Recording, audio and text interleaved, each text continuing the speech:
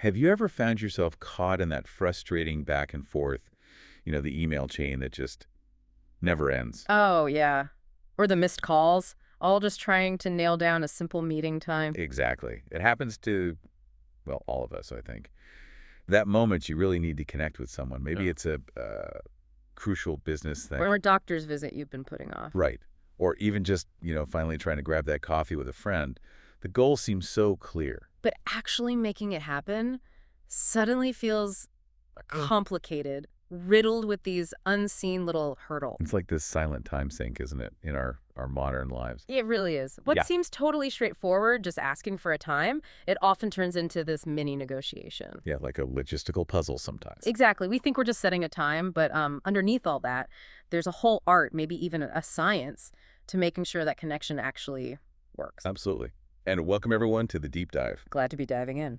Today, we're not just defining words. We're really going deep into the strategic mastery of something that might seem incredibly simple. Almost too simple sometimes. Maybe. But it's truly fundamental to our productivity, our relationships, even like our professional reputation. We're talking about the nuanced art of making an appointment. Sounds basic, but let's get into it. You might think, okay, setting an appointment. Yeah. You just pick a date, pick a time. Done. Easy. But let's unpack this a little. Mastering the language and the strategy behind it, that's a whole different thing. It's honestly a profound game changer. It really, really is. It's not just about getting a slot in a calendar. Yeah. It's about clear communication, respectful, efficient. Minimizing that friction we were talking about. Exactly. Managing expectations. Yeah. And making sure your needs and, the other person's needs were actually met. Crucial. And this isn't just for like booking a dental checkup, though that too. Sure. It applies everywhere.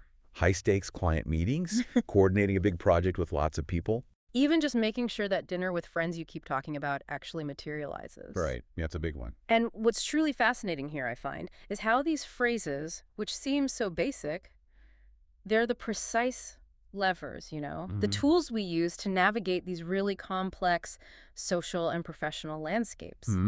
If we connect this to the bigger picture, effective scheduling isn't just like being polite, it's a strategic skill. That's a great way to put it. Which it raises an important question for all of us, doesn't it? How can we move beyond just, okay, got a time in the diary, and truly master the art? Yeah, how do we make it smooth, efficient? Exactly. Planning that actually builds trust makes you look professional instead of creating confusion or, worse, resentment. And that's our mission today. By the end of this deep dive, we're pulling insights from various articles, real-world guides. You'll have a solid grasp on how to confidently, strategically ask for an appointment, suggest times, days, clearly communicate your availability or unavailability with nuance. And politely confirm all those important details. But we're going to give you the toolkit, not just to make an appointment, but to really master the whole process. Sounds good. Where do we start? Okay, so let's start with what we're calling the essential vocabulary toolkit. Okay. But, like we said, we're going beyond just definitions here. These aren't just words floating around. They're building blocks. Right. And when you use them strategically, they can either, streamline everything or accidentally create roadblocks. Exactly. Knowing the dictionary meaning, that's step one. But understanding the implications, the subtleties of each term, and when to use them for the best clarity, the most impact, that's where the real deep dive begins. Each word, it carries a specific weight, socially, professionally. Okay, first up, the big one, the foundational term, appointment. Well, I know what it means, right? A planned meeting, specific time. But why appointment? Why is that often better than just saying meeting or, let's catch up in some situations? That's a great distinction to make. Appointment. It definitely carries a specific weight, doesn't it? It does. It immediately signals a certain degree of formality, prearrangement, often a dedicated purpose. Okay. It implies, a scheduled slot on someone's calendar, not just an impromptu get-together. Right. So when you say, I'd like to arrange an appointment, you're subtly communicating, respect for their time, for one, and suggesting a structured interaction, which can be really crucial in business or when you're dealing with professionals, doctors, advisors, that kind of thing. Makes sense. It sets the tone. It absolutely sets the tone right from the start, emphasizes its importance. Okay. Next one. Available. Available. Seems simple. Yeah. On the surface, it just means you're free. Right. Not busy. Yeah. But Is there like a spectrum of available? How do you say you're mostly free versus wide open without being confusing? That's such a critical point because available is rarely absolute, is it? No, not usually. We often have conditional availability, just saying, I'm available on Tuesday. Well, that might lead to them suggesting a time that's actually really inconvenient for you, even if you're technically free. Because you had other soft plans or preferences. Exactly. So a more strategic way might be, I'm generally available Tuesday afternoon, but let me check my calendar for specific windows. Okay, that's clearer. Or maybe I'm free Tuesday, but I'd prefer late morning if possible. It manages expectations, shows you value your own time too. Right. And it helps the other person propose times within your true availability. It's about being clear without being like overly bossy or too vague either. Finding that balance. Okay, and a phrase we probably all use, maybe without thinking too much about its underlying power, double check. Double check, yes. It's more than just, verifying information again. Right. In this context, scheduling. It's like a soft commitment to being careful, diligent. When someone says, let me double check, it signals, a meticulous approach, a desire to avoid mistakes.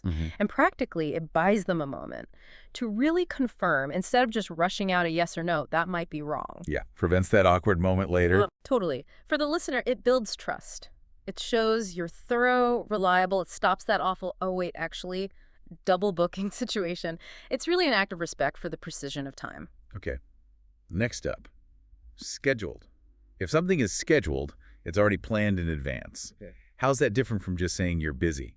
Good question. Scheduled implies, well, a confirmed commitment, often an external one. Okay. It's not just I'm busy, which can sometimes sound a bit soft, like a vague refusal or just personal plans you don't want to break. Right, less firm. Exactly. Saying I have something scheduled at that time adds this air of legitimacy, firmness, to your unavailability. It often stops people asking follow-up questions like, oh, what are you doing? And it politely but clearly closes off that time slot without you having to share too many personal details. It just highlights that the time is already taken, allocated. Precisely, to a known, prearranged thing. Got it. Now, for those times when things are really, really hectic, booked solid. Booked solid. That's a definitive statement, isn't it? It feels very final. It is. Complete unavailability. It leaves basically no room for negotiation or asking, are you sure? Okay. It's a powerful phrase for communicating a genuinely full calendar, especially in professional settings where, time is money. Right. Instead of just saying, I can't make it, which might sound a bit weak or uncommitted, I'm booked solid on Thursday. Yeah. That conveys this sense of high demand or critical existing commitments. People tend to understand that better. Usually, yes. It elicits more understanding, it's direct, it's concise, and it's pretty much universally understood as zero flexibility right now. Okay. And if a time someone suggests just won't work, you might say it's no good. No good. Yeah, it's wonderfully direct. Efficient. It is very clear. It's like the verbal equivalent of a red light. Stop. Doesn't work. Right. But while it's concise, the art, I think, lies in pairing it with something else, like an alternative suggestion or maybe a brief reason if it feels right. So not just a dead end. Exactly. For instance, Monday's no good, I have another meeting, brief reason. Or Monday's no good, but Tuesday works better for me. Offering an alternative. Keeps the conversation moving. Right. It maintains the flow of that negotiation, keeps the focus on finding a solution rather than just shutting it down. It's about being clear, but not dismissive. Okay. And finally, a really common, very polite way to ask if a time is suitable. Work for you. Yes. This phrase is inherently collaborative, isn't it? It feels like it, yeah. Does Tuesday at 3 p.m. work for you? It's an invitation for them to say yes or to suggest something else. It keeps that respectful back and forth dynamic going. Puts the ball in their court a bit? It does. It puts the onus on the other person to confirm their availability rather than you just assuming it. It's sort of a power phrase for sharing control over the schedule. I like that. Shared control. It signals you value their time, their input, just as much as your own. It's efficient, it's polite, and it fosters this cooperative approach to finding a time that genuinely suits everyone. Okay, fantastic. Now that we've really drilled down into the strategic side of these words, let's see them in action. Right. Context is everything. We're going to dive into a dialogue from our source material, a professional scenario. Picture this. We're at Fairbook Consulting. Okay. We have Julianne Horton. She's calling from Marin Financial Advisors, and she's trying to arrange a pretty crucial meeting with a Mrs. McNeely. Mm-hmm. So listen closely to how these phrases we just talked about, they aren't just spoken. Notice how they actually shape the negotiation and, the perceived professionalism of both people involved. And if we connect this back to the bigger picture, notice how the caller, Julianne, is polite but also importantly persistent. Yeah. And the receptionist, she's clear about availability. This isn't just, a simple chat. It's a finely tuned dance, exchanging information, gentle negotiation. Which is critical in professional settings. Time's valuable, first impressions count. Absolutely. Yeah. So let's listen to how it unfolds, focusing on that tactical use of our vocabulary toolkit. Okay, so the dialogue kicks off. The receptionist answers the phone. Hello, Fairbrook Consulting. How may I help you? Standard, polite opening. And Julianne, the caller, she immediately sets a professional tone. Yes, this is Julianne Horton. I'd like to arrange an appointment with Miss McNeely. See, she uses arrange an appointment. Right, straight away. Immediately signals that formal, structured request we talked about. The receptionist responds, certainly. What day were you thinking of? Which is a good move, right? Puts the ball back in Julianne's court, helps narrow things down. Definitely. And Julianne then gives a suggestion, but also checks availability specifically. How's Thursday? Does she have any time available then? So she's specific with Thursday, but also open by asking about any time. Exactly. She's not demanding a particular slot just yet, leaves room for a no. The receptionist then says, let me double check. Ah, there it is. Our classic phrase, the polite way to confirm, to look into it, rather than just maybe guessing or giving an immediate no, shows diligence. And the result comes back clear. No, she's booked solid on Thursday. Booked solid. No wiggle room there. Not at all. It's efficient communication. Then the receptionist offers an alternative. How about Monday? Keeping the ball rolling. Julianne's reply is equally concise but firm. Monday's no good. Can she do Tuesday? Again, no good, direct. But immediately followed by another alternative, can she do Tuesday? Shows she's prepared, she's efficient, she wants to find a solution. And initially the receptionist confirms, Tuesday works. There's the green light, the confirmation suitability. May I ask where you're calling from? Seems like we're getting somewhere. Julianne answers, sure, Marin Financial Advisors. Seems straightforward. And here's where it gets, well, really interesting. And frankly, a common point of frustration for many people in real life. Yeah. The receptionist then says, oh, I'm sorry, Tuesday's no good. Wait, what? She just said Tuesday works. Exactly. That's a sudden, jarring reversal. First, Tuesday works, then immediately, nope, actually no good. That's the unexpected twist. And it really raises a critical question, doesn't it? What on earth can cause a sudden change like that? Right. And more importantly, how do you handle it gracefully? From either side of the conversation, without losing your cool or making things awkward. This is where the real art comes in, isn't it? I think so. Looking at our sources, possible reasons could be anything from like an internal company policy about who gets appointments when. Or maybe discovering a higher priority meeting that wasn't immediately obvious. Or even Ms. McNeely herself suddenly remembering a conflict. All plausible. So, okay, for Julianne, the caller, what's the strategy here?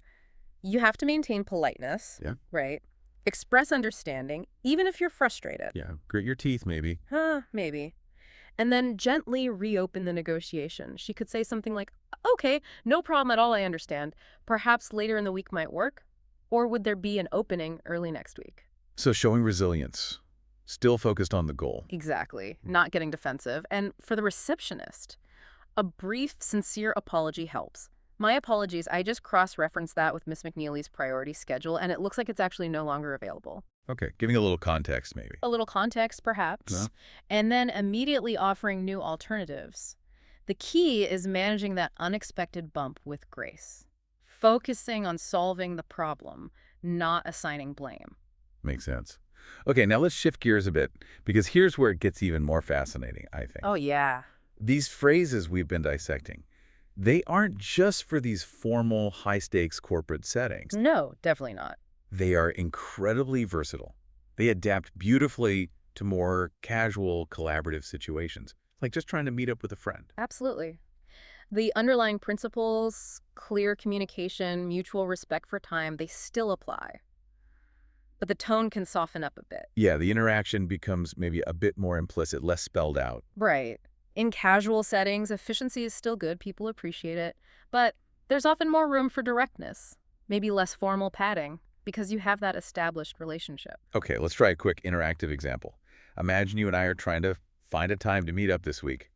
I'll kick us off. How's Monday for you? Monday's no good for me. How's Tuesday? Tuesday works. Yeah, Tuesday works for me. Great, okay, perfect. Let's meet Tuesday at 3 p.m. then. Perfect. See? Done. That's how efficient it can be, right? Even with a little back and forth. It's like a rapid-fire negotiation using those same core strategic phrases, no good, works for me. The nuance is just in the brevity, the implied understanding between us. And our source material gives us another great example, a real-life example dialogue between two friends. Okay. And this really highlights how naturally those formal vocabulary terms we discussed just seamlessly integrate into a casual chat. Makes it just as efficient, really. So friend one starts, hey, are you free to meet this week? Very open-ended, casual, but clear invitation. Friend two responds, let me double check. Thursday's no good, I'm booked solid. Notice, the double check is still there, shows consideration, even with a friend. Yeah. Book solid, used casually, but it's still super effective. Means Thursday is out. Definitely. Friend one immediately adapts, offers an alternative. Okay, what about Friday afternoon? Quick pivot. Friend two confirms. That works for me. Friday at 3. Efficient. Seeks immediate confirmation of the specific time. And friend one closes it. Perfect. See you then. Yeah. Simple, clear, effective. No confusion. What's really remarkable, I think, about both the formal and the casual examples, despite the big difference in formality, the mechanisms are the same. Clear communication, strategic use of those core words. Right. Appointment, available, no good, works for you. Exactly. Whether it's a CEO's office or just grabbing coffee, the goal is mutual clarity and efficient scheduling, respecting each other's time. Okay, before we wrap this up, let's quickly connect the dots one last time, just to make sure these phrases, and more importantly, their strategic power, really stick with you. Good idea. We're going to do a quick fire mental check, like an audio review, reinforcing not just the words, but the intent behind them. Yeah, because knowledge is most valuable when you can actually understand it and apply it strategically, right? This quick fire helps embed those nuances. Makes these phrases ready for you to use confidently, effectively in your own conversations. Okay, ready. To suggest a planned, often formal meeting, you'd use. Appointment. Right. To communicate your general readiness, maybe with some conditions or preferences. Available.